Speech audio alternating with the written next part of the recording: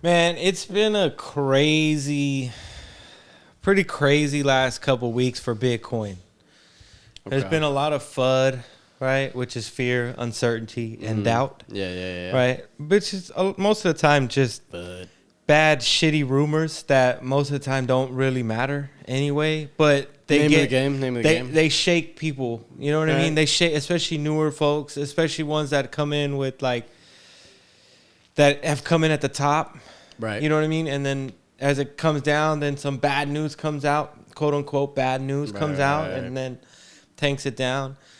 Influence, influence Sways, from billionaires and stuff like that. Yeah. But and obviously it works both ways, right? All the crypto pump because you had Elon pumping several different coins. You had Mark Cuban pumping several different coins. Right. Even like Mr. Wonderful, right? Kevin O'Leary, who was all the time like against cryptos and Bitcoin. Right. But I'm guessing like Mark Cuban finally broke it down to him. No, it's full blown in the mainstream. So obviously they help pump it up, but they can also do damage as well and drop the prices, which we've seen from Elon, right? Yeah. But then there's also other billionaires that have come out and said negative things as well and positive things, right? There's a lot of billionaire influence within this industry for sure, right? I mean, famous billionaires at that, right? I mean, Jack from Twitter is a big Bitcoin guy.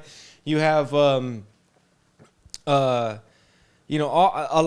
of them. All the billionaires. Really let's just be honest. All the billionaires are in at this point. Yeah. Even the ones you're not seeing come out publicly. Of course. Like all of them are. Yeah. So don't worry about that. They got their foot in the pot. So and one of the most famous billionaires of all actually came out the other day and said something very negative. Well, it wasn't really negative. He just kind of highlighted what Bitcoin's positive was.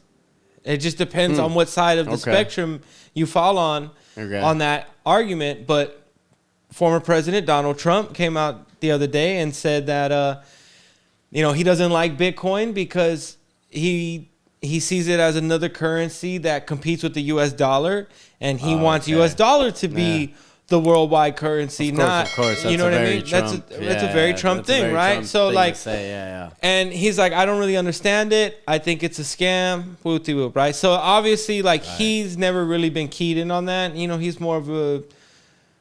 I mean, he didn't earn his money anyway, so of course he's not going to really look for those avenues anyway. But anyway, that news dropped. And then the price started to trickle down just as we finally found a bottom from Elon's FUD. Just as we found the bottom and it looked like things were going to turn up and go up, looking at the chart. I mean, I even tweeted out some shit. I never do like a technical analysis tweet, but it looked like money coming in. Like volume was kicking up, like the chart was getting nice and tight and there was a pennant and it looked like things were about to be on the up and up. Donald Trump comes out and says that shit. And then, you have these paper hand MAGA idiots, right, that got so shook out of their core that they probably sold off. That's the assumption, right? But really, it's big business. It's Wall Street dumping and trying to get the price and trying to accumulate more. It's similar to that, obviously. Then the next day, news dropped that the FBI actually seized Bitcoin from the ransomware attack on the pipeline. Right, from last month. Wait, but the FBI seized it. Right, the FBI seized it. So the big thing about Bitcoin, right, is it's very secure. It's traceable. So as a criminal, it would probably be the dumbest thing to use. Right. To try to get paid. Right. Because they can easily track You're who it is something to where traceable, it is. Obviously, yeah. But the trick about it is it's still anonymous because there's no identification tied to a Bitcoin wallet. Okay. And that goes for all crypto, right? There's no identification, there's no KYC, know your customer type of deal when you have a crypto wallet, right? Except for if you're on an exchange, right? If you're using the wallet on the exchange, but if you're using like a private wallet, there's no identification to that. So there's nothing that could tie an individual to the wallet unless the individual computer was seized and they see it on it. You know what I mean? Okay. Okay. Right. They found it, yeah. But in order for someone to take Bitcoin out of your wallet without you giving them access, right?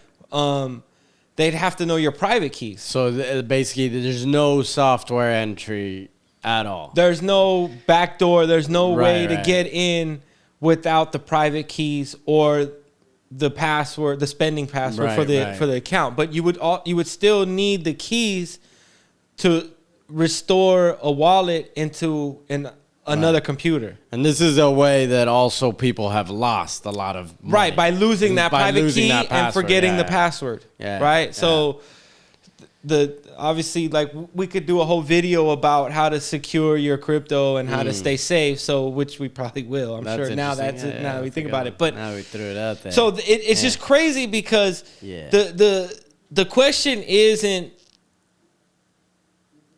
like whether Bitcoin was used or not. Like, obviously, like they said, that's part of the investigation. But the real question is, why use Bitcoin? Why use something that's traceable?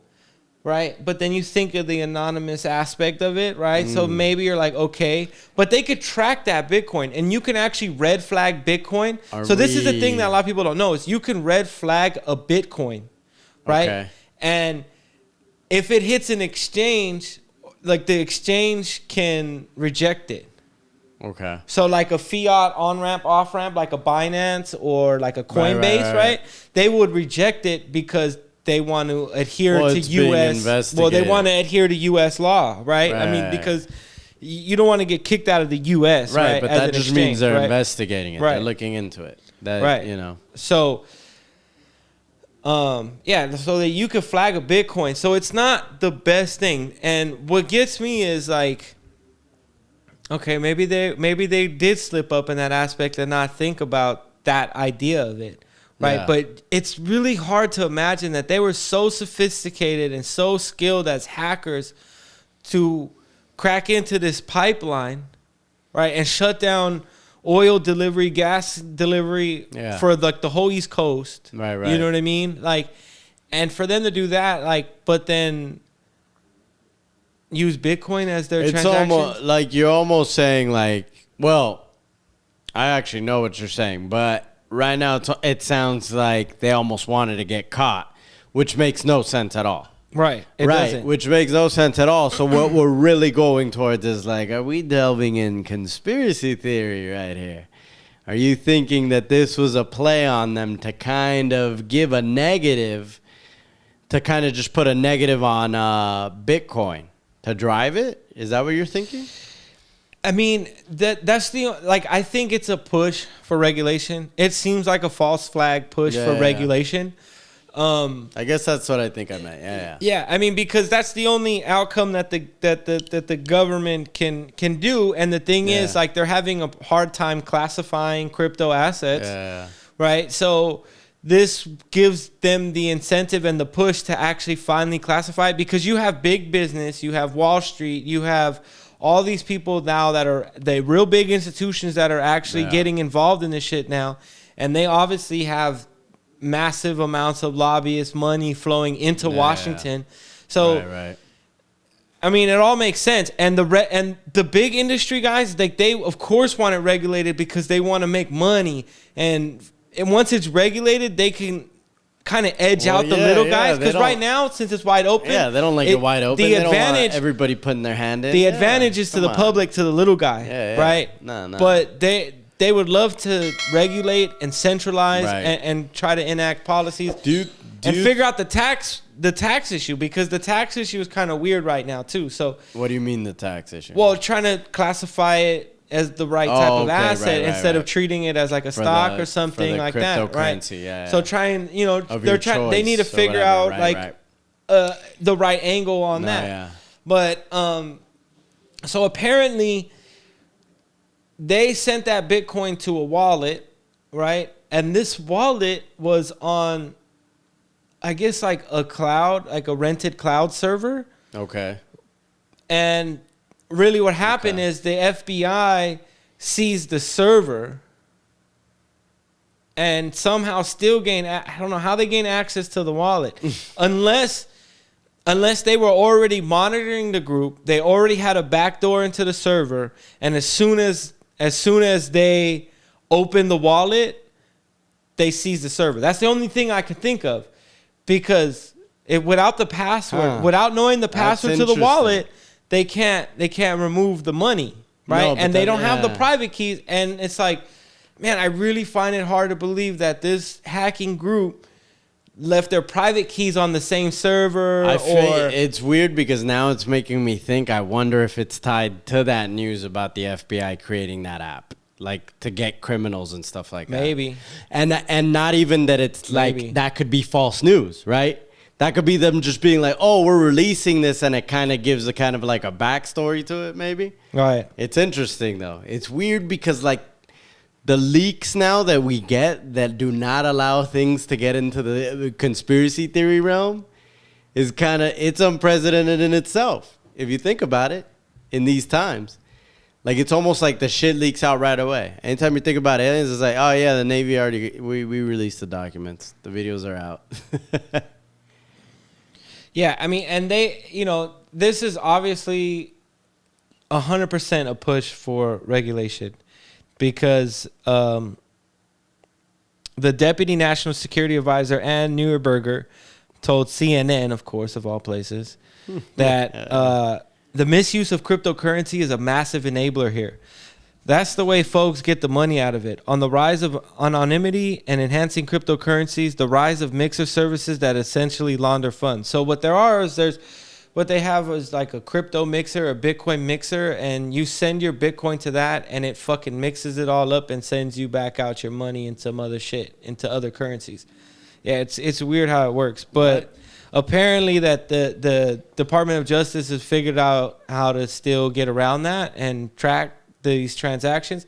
I mean, the thing is, like, all Bitcoin transactions are accessible by anybody. Anybody can see where any Bitcoin goes. Right, because it's on the blockchain. Right, it's in a public blockchain, decentralized, decentralized, even though that most of the mining is done in one country, in one province, in one country. But, I digress. We can move on from that. But, oh, man. Yeah, so it's a kind of interesting way this is playing out. We're trying to, we're seeing how government is really pushing the issue now for the regulation. Well, as usual, they're trying to force their hand through a backdoor way or a backdoor scheme, right? Like they're making it seem. That's why I was like, after you said that, I was like, that sounds like that's why they released. And a few picks for fake app shit. A few of Biden's picks for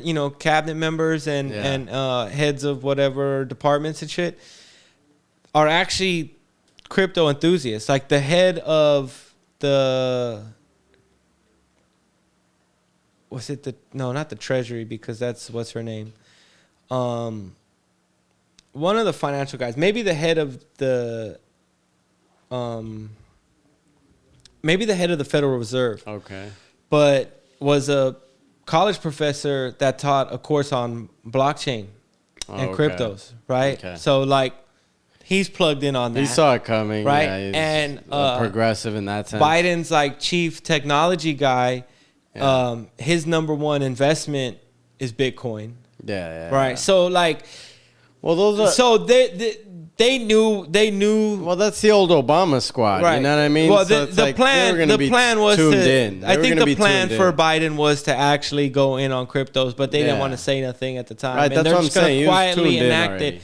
But running this kind of weird ransomware attack, and they were pushing the idea of ransomware earlier too. That's what I'm saying. Before it actually ever happened. That's why I think that it's app on the rise. Shit, it's all related. I'm like never in the history of like all the FBI conspiracy theories have like so much just been leaked to the open. Like the FBI openly admitting that it's doing shit. Right. Like even like my point is this: like even if it did make an app to catch criminals, why did we need to know about it? We've never needed to know about it, right? Like, they were going to run it anyway. Right. Like, the fact that they're releasing it is, like, the need to know shit is what's like, that's part of the scheme. Right. And then it's like, what's the point? Like, what's the... It has to be part of this game. Come on. They wouldn't let you know just to let you know. Right. Hey, this is what I'm fucking doing in my house. You know what I mean? No. Right. So, yeah, I mean... It's a farce. Who knows, like, realistic... Like, obviously, the FBI said that they're not going to tell how they figured this shit out, like, how they got... I mean, obviously... They're not going to tell that, but they'll tell you some other shit. Yeah, because it's not going to... Like, because obviously, if they're not going to tell us that, then it's a technique that they don't want criminals to know because it's going to compromise future or ongoing investigation. That's going to be their reason, right? That's always their reason. Yeah. So, but it's just to leave speculation open. Right. That's it. But that's where I was going to kind of head earlier, where it's like, do you think now we're like full blown into the era of digital crime? Like legit. Yeah. Oh, legit. yeah. We've been in it. That's what I'm saying, but like full blown in. I'm not even talking about the beginning. That started a long time ago. Yeah, we've been in it. But this is like the new age of some real serious shit. Right. And it's coming. Supposedly the wave's coming. Who knows how many of these are going to be setups and how much is real crime, but here we go. So, I mean, at the end of the day, if you're not doing no illegal shit, like, you don't have to worry about your crypto. Right, as long as you're not getting it through illegal transactions. And the thing is, like, there's always this big hype up about illegal transactions that happen on cryptocurrency networks. But realistically, it's less than 1%. Because it's the dumbest fucking thing you could do because it's tracked. Well, isn't there... Like, there's more... It's a higher percentage of illegal transactions happen with U.S. dollars than any other currency ever in the history of humans. There's still going to be more U.S. dollar dirt than anything else. Isn't it something like 90% of all fucking bills have like cocaine residue on them? Yeah, of course. Right. And especially because just nobody really even uses their bills anymore. Right. And those are all the old circulating bills. Right. Like so it's forever. Like, like, even if you didn't use it to pay for cocaine. No. It doesn't You matter. probably used it to snort cocaine. Somebody used it to snort cocaine, or like maybe it was part of some cocaine money. Like it came packed with some cocaine. It could have. Like if you're lucky, you got one of those ones. That's cool. Right. Damn, this one was attached to a kilo. Either way, all that shit is dirty. Like, all that shit is dirty. No, there's nothing like if you're swimming in the ocean, it's dirty. Right. It's dirty. No matter what. No matter what part of it you're swimming in. Right. And so, like, a big push, and we talked about this last week, too, is a big push that we're going to see from governments is they're going to want identity management for crypto wallets. They're going to want know your customer. They try to push that issue when Trump was on his way out. And basically, this is a new government. Yeah. Like, this is a new continuation. government. Yeah, it's a definite Well, it's a continuation, but now it's got even a little more, like, I guess, steam or headway behind it because of the COVID stuff. Right. So they're able to, like, force feed the restrictions now because it's like, hey, we're doing it for you. Right.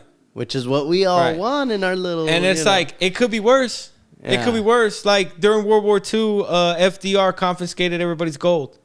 So it could be worse. Yeah, it could be worse. Just don't do dumb shit with your crypto and you be straight. Yeah, hold your gold. Think about it as an investment, not as a way to fucking buy drugs or some shit on the internet or pay for hitmen or the key lesson here is hold payments. your gold and don't lose your fucking encryption key. But you know what? One more thing about the Colonial Pipeline ransomware attack is they fucking shut down the pipeline within an hour of getting attacked, of the attacks taking place. And they paid, I think, $7 million in Bitcoin the very next day. Damn. See? All right. So, I mean. But didn't the meat industry also get hacked? Yeah. Right. So that's what I'm saying. Digital crime is live. But then it's also interesting how the ransomware attacks are like against the industries that fucking the left doesn't like. The meat industry, the oil industry. No, I'm going to give you an even better one. My favorite one is how they just blame Russia. Yeah, both times too. Yeah. It's the Russians. Yeah, and the Russians know supposedly that hackers are in there and they allow them. So now we're going to sanction the government for allowing them. Right. What? And it's crazy because... What kind of nonsense is that? Because that's great. I love the left's policies probably closer aligned to Putin's policies anyway. If they could create that here, they would. Oh man, in a heartbeat. So they can only chip away. Russia overnight. Yeah. They're just gonna keep chipping away, until they get there. So I want one of those hats though. Yeah,